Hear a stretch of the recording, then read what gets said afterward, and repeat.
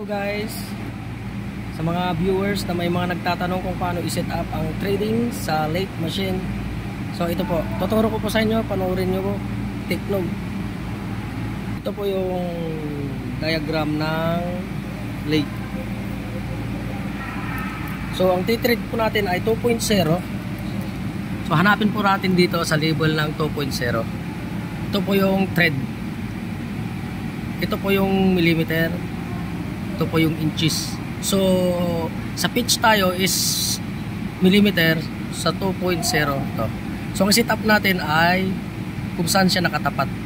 So ilalagay po natin siya ng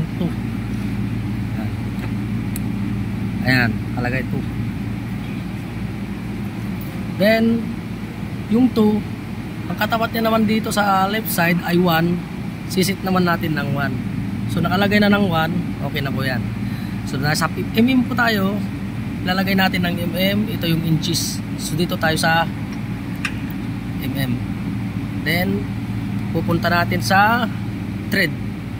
Ito yung thread.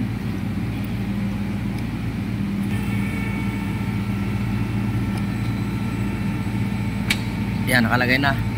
Pag nakalagay na dun sa thread, makikita nyo po ito, iikot to. Yan ang tawag po dyan ay longitudinal or lead screw. Yan. Pag binaba nyo po kasi ito,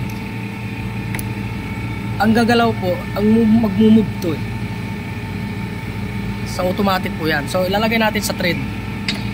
Yan. Yan guys. Pagka gumalaw na po yun, i-engage natin dito sa half nut. Ito po yung nut sa loob, yan ang position niya. Kaya kailangan makakapit siya rito sa screw. Screw na umiikot na ito. Yan po. So pagka kagat natin siya rito. Yan. Yan. So guys, kumapit na siya, nandito na siya.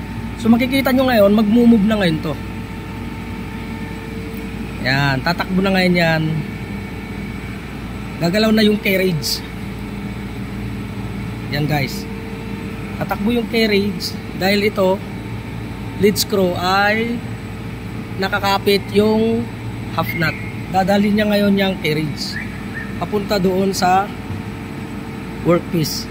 Ayan guys. Okay. So get nyo na po ang pag-set up ng thread. Ulitin ko, 2.0 tapat niyan.